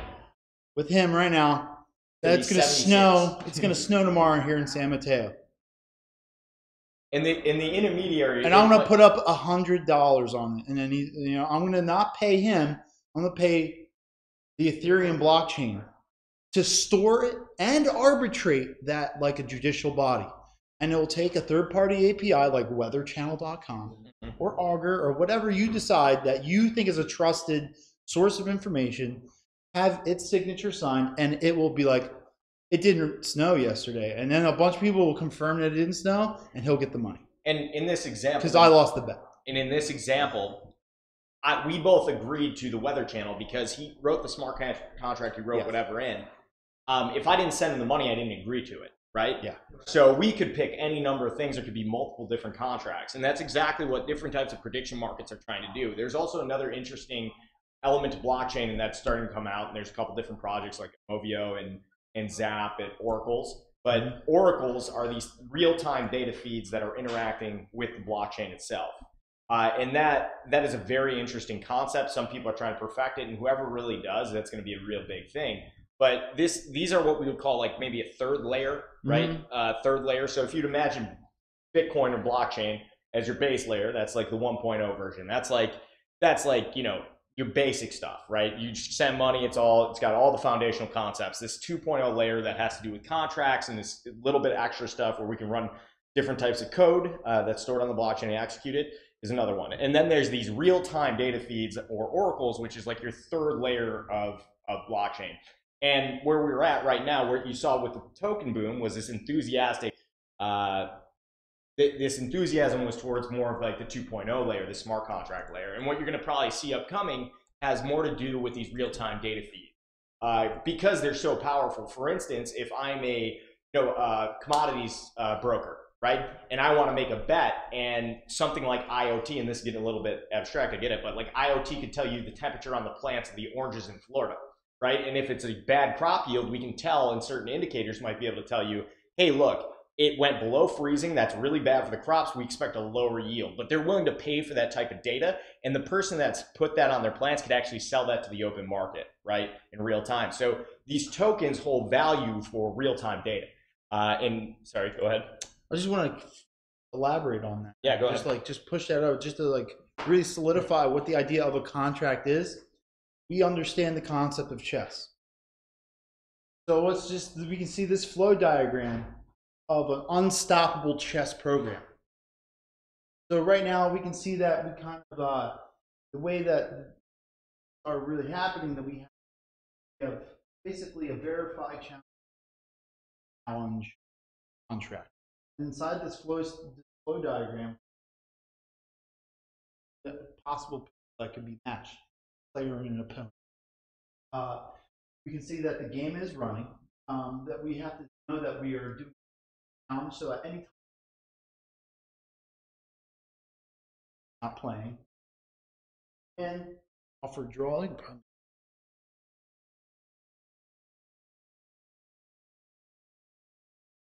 Big, cool, and this kind of like sets home the idea of what is doing. So we're actually polling different contracts that are migrated but can never be stopped, and we can say like, oh, okay, you claim to win, very slow primitive things, but you offer draw.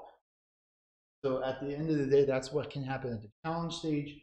The response could be actual move, and then we could have a conditional, oh, that's not a valid move, can't actually do it. Then do a move, legal, last contract would be like, you won. The one thing to remember with all this is things like this, these flow charts and these conditional statements have always existed. The major differentiator between blockchain and everything else is the centralized authority aspect. Well, it can be shut down. Yes, exactly. So if this was hosted on a server and ran as code, the big deal is, hey, look, there is a third party at any point in time that can reverse this transaction and do whatever they want. Or AWS shuts. Absolutely. AWS is like, oh, I didn't pay my. They don't like me. I don't think that my chess game is appropriate. We could get even more abstract, but like the basic things are like this code, programmable code, is like the unstoppable internet, right? Unstoppable currency is like the first layer, right? We can transact value and have an agreement that I put value in Bitcoin and I can send it to Eric. This component has to do more with the execution of actual dApps or decentralized applications, which we can develop. And it's a very interesting concept because to be able to write this, it doesn't matter what it does. There's nobody in the world that is going to be able to shut it down.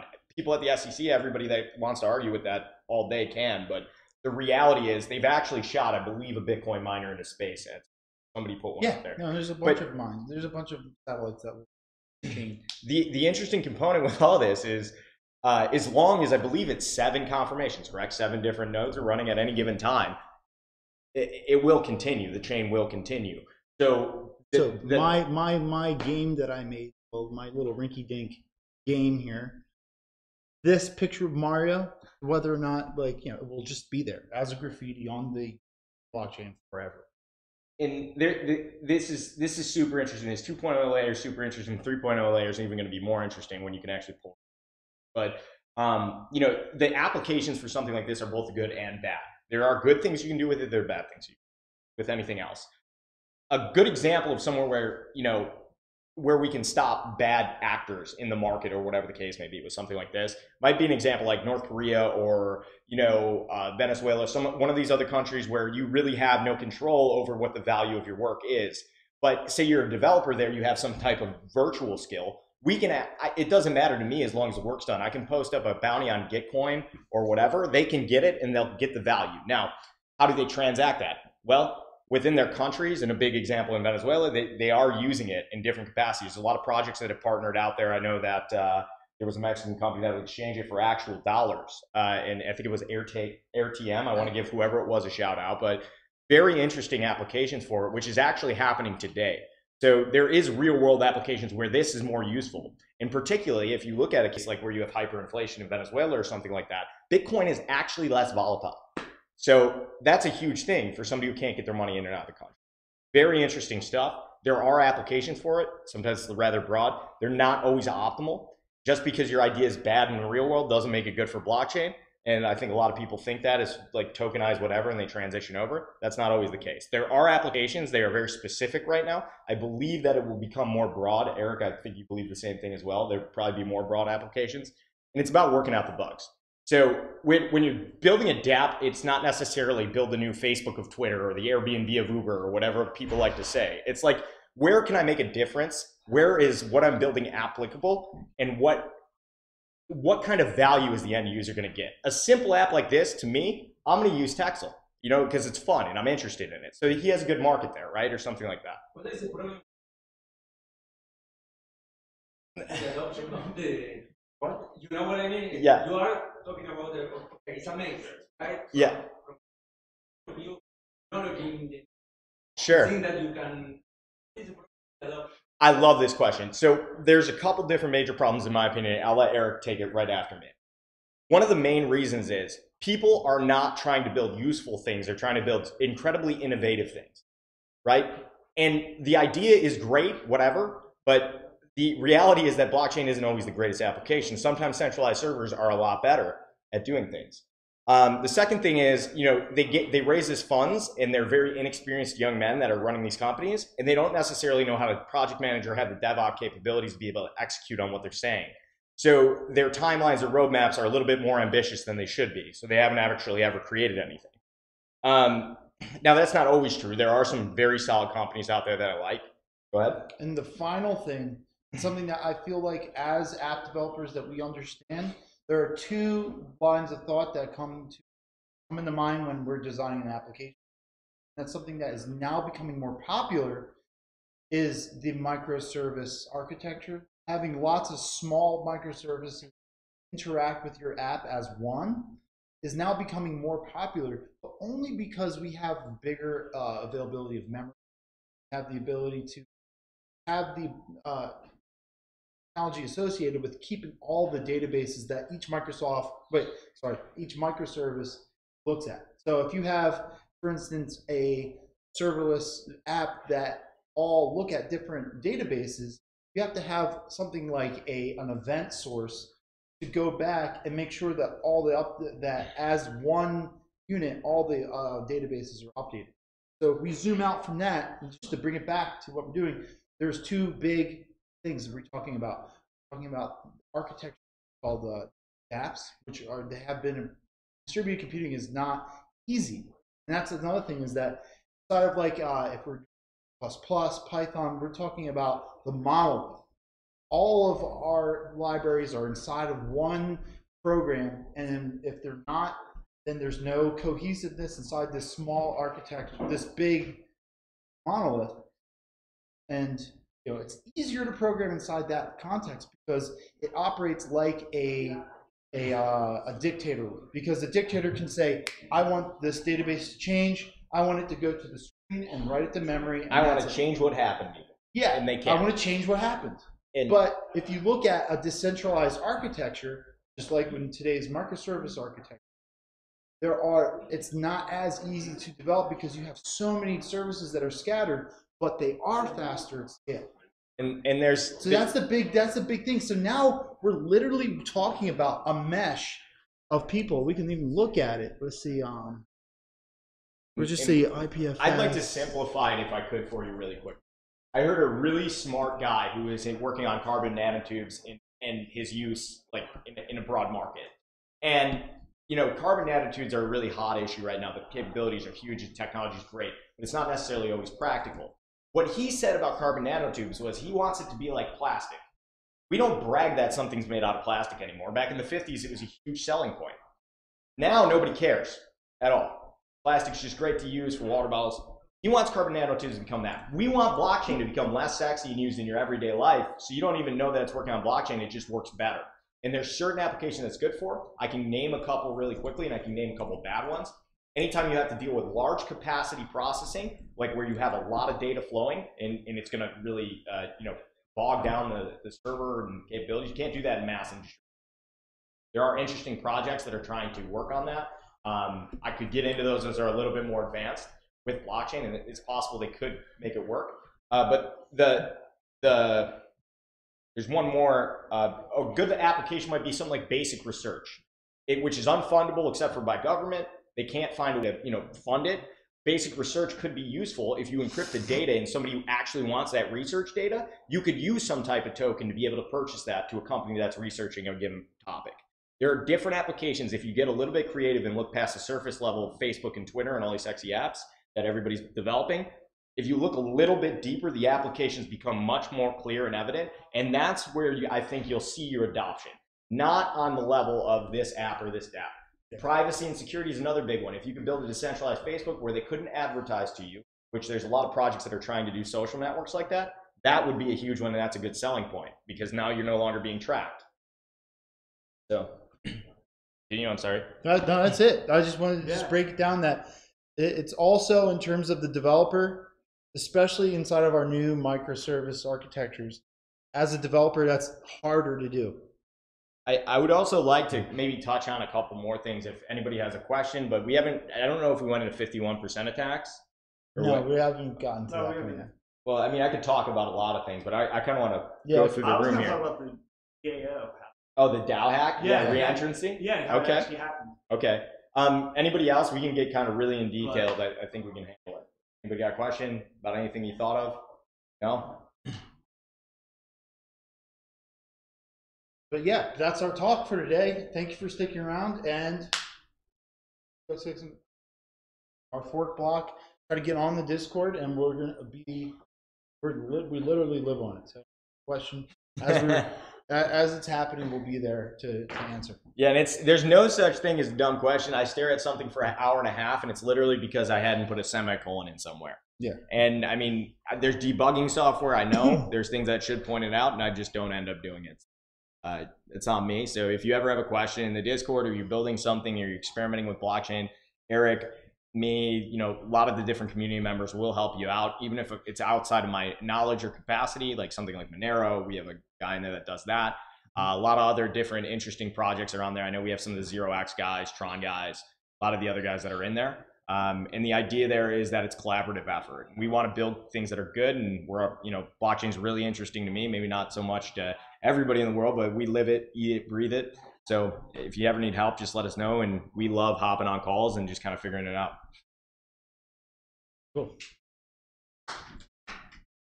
And thanks everybody watching. Thank you. Signing off. Let me check real quick. Let me see if there's any questions online real quick. No, I'm already looking. Yeah. Done? Okay, cool. Let's just wrap it. All right. Thank you. Thank you.